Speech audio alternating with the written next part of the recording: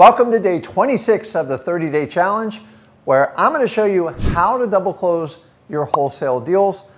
I'm also going to tell you what a double closing is. I'm going to show you the main pros and cons between a double closing and assignment of contract.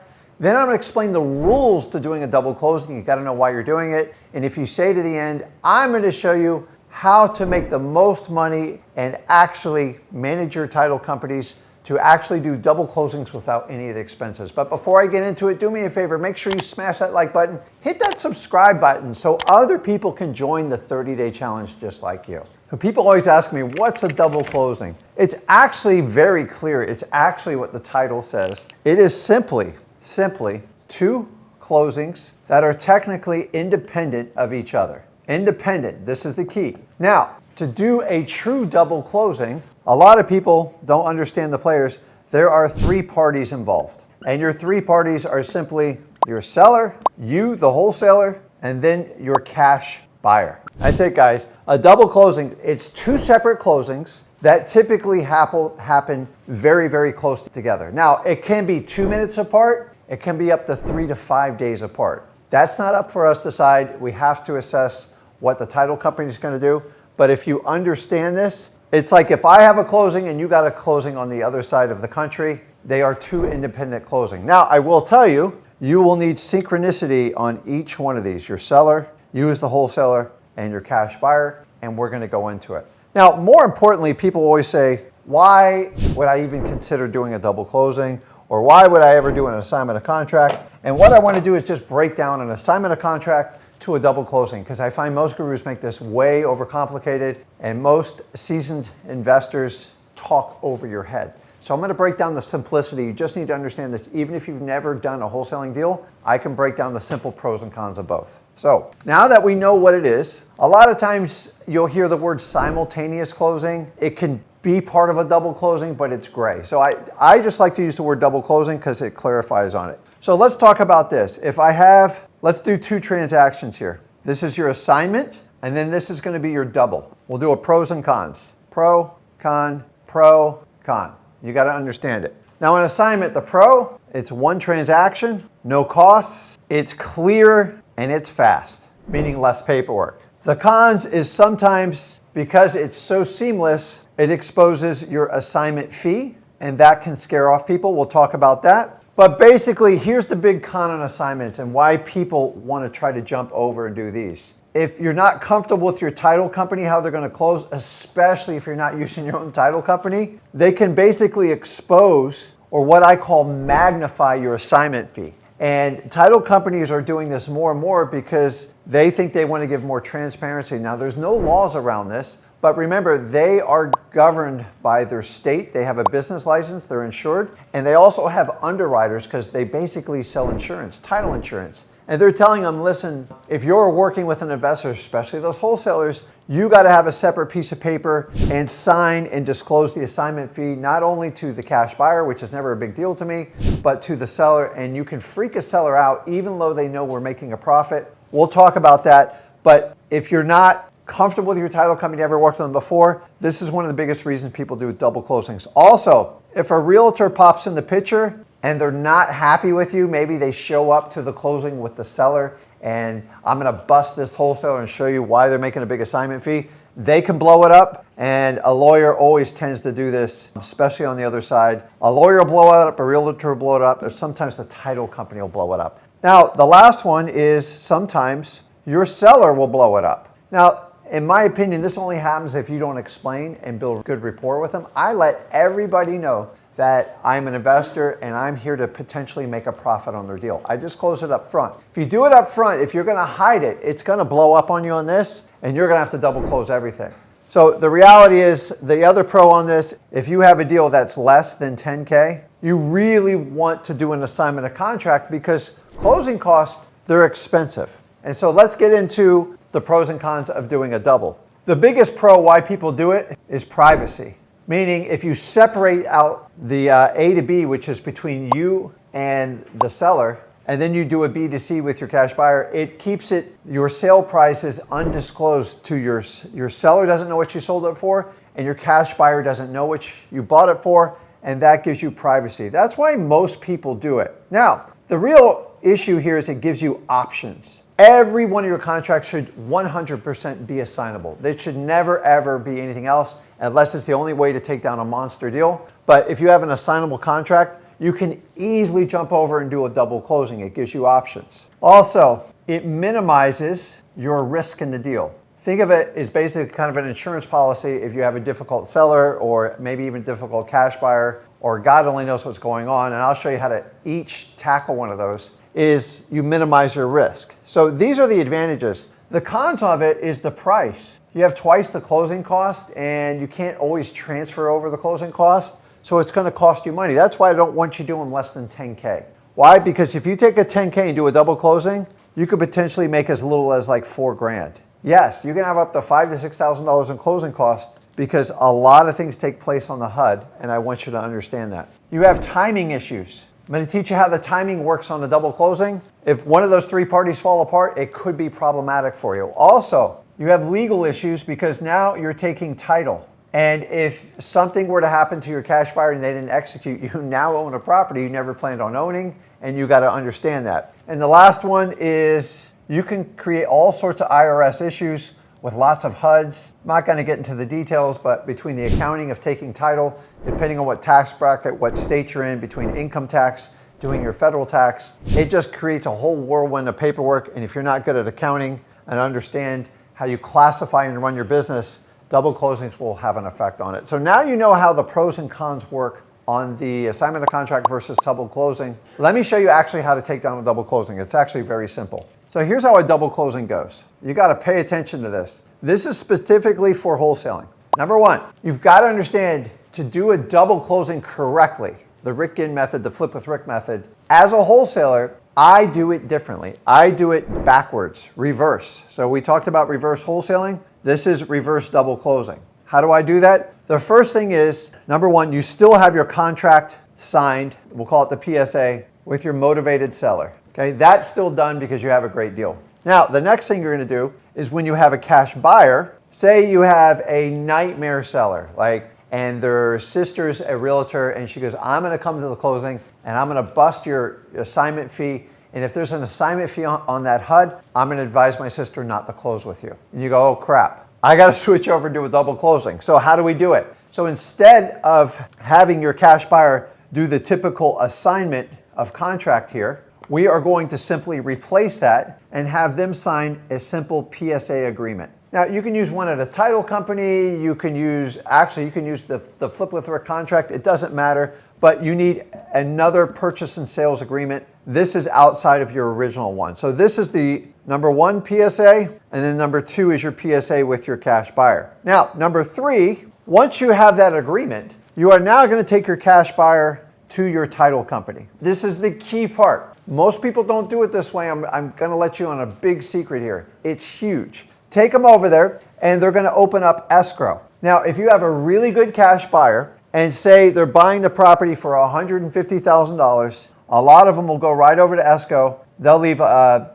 $5,000 non-refundable deposit, right? And then they owe $145,000 to fund. Now, I'm going to have them fund it 3 days prior. $145K, 3 days prior to your scheduled close. Why? Here's the secret, guys. A lot of gurus and stuff will teach you to do this thing called transactional funding, which is a viable option, but it's expensive. Basically, you borrow money from someone for like a day or two, sometimes an hour, and a lot of times you'll pay 3 to 6K just for that money. I don't want you to do that. You can do it. Remember, we're talking about options here. So once they go, they put down a 5K deposit, they're committed. The title company say, listen, you need to go ahead and fund the closing.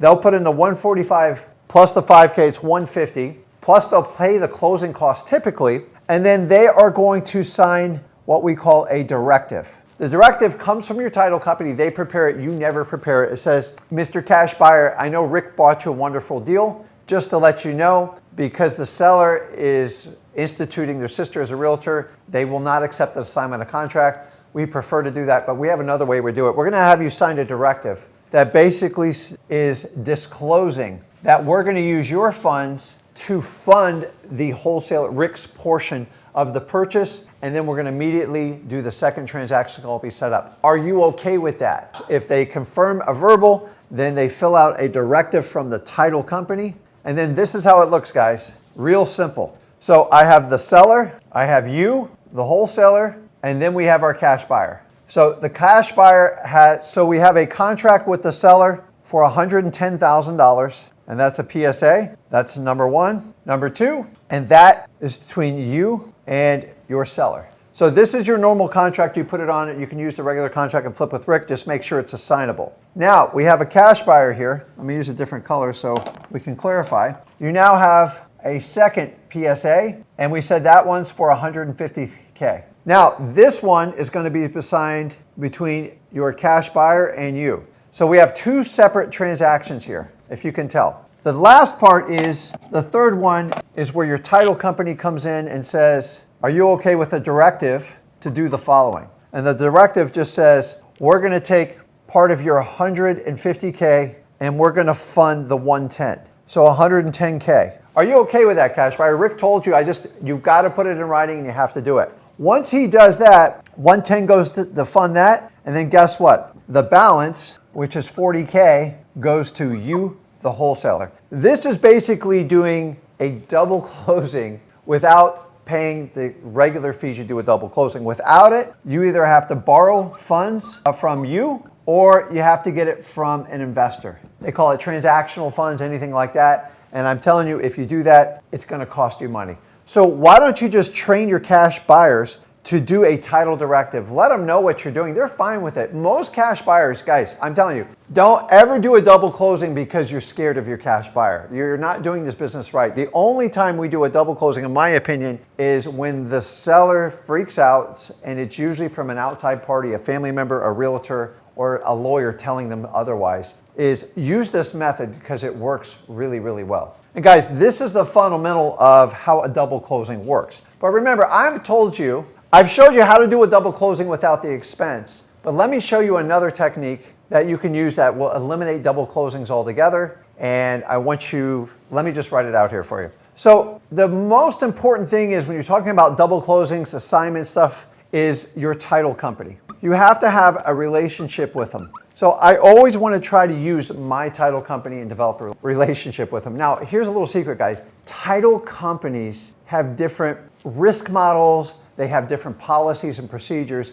And depending on their comfortability of working with a wholesaler, an investor, a fix and flip, or whatever it is, will dictate on how they do it. You can never tell a title company and coach them, hey, can you do this, and shove it down their mouth. Some of them are very uncomfortable doing it. Actually, some of them won't even do double closings. It's ridiculous. So everything I'm teaching you is perfectly legal, but I would like you to get legal advice from a bona fide real estate lawyer in your state. Also check with your title company and make a decision from there. I'm just giving you options. Now, with over 50 states, there's a lot of different rules. I can't get into every state because of that. But if you have a great relationship with your title company, you can easily do these double closings. And let me show you how to do a basic assignment. Say you have an assignment of contract and you have a huge fee. Say it's like $50K. A lot of investors, a lot of gurus teach that, just do a double closing, it's an insurance policy. It's not that easy because if you don't have the funds for it, your cash buyer is not down with it. I never change to a double closing for a cash buyer. If they're upset with what I'm getting it for, then they're the worst buyer in the world. Don't ever change for a cash buyer. Go find another one,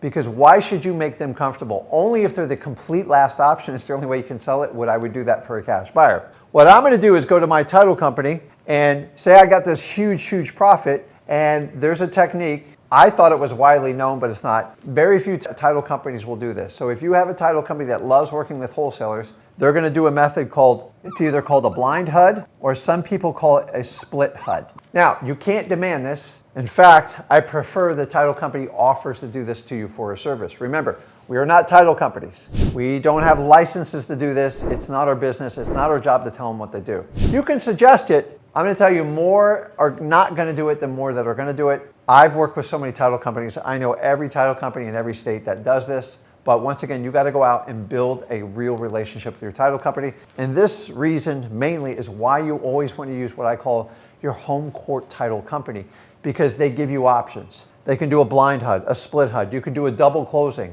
You can do the double closing I just showed you with a directive. The options are endless. Title companies explain this to me. I didn't figure this out on my own. I'm not that bright. You guys know that. I know how to talk to people. I know how to get with motivated sellers. So this is simply how it looks, guys. I got a big fee due that is basically how they find out about the blind HUD, and the name suggests it. Now, remember, this is not something you can require from a title. They offer to your service, is they basically create two HUDs. This is HUD 1, and then this is the second HUD. You're thinking, well, if I'm doing one deal, why would I have two HUDs? A lot of times if the sellers, and then this is the buyer, sometimes they're what we call, they're basically virtual closings. So what they do is they'll send one HUD out to the seller, which is local, and then maybe the buyer is remote, meaning virtual. So maybe they got to mail it or send out a notary. Well, a lot of times you have to have timing, is they separate the HUD. They just say this buyer's in New York. They send out the paperwork. It takes them 5, maybe 7 days to get everything back, get it notarized. And so blind HUDs happen naturally, but what happens is they keep these two separate. So the seller never sees that, the buyer never sees that, and it's completely blind while they do that. Now, most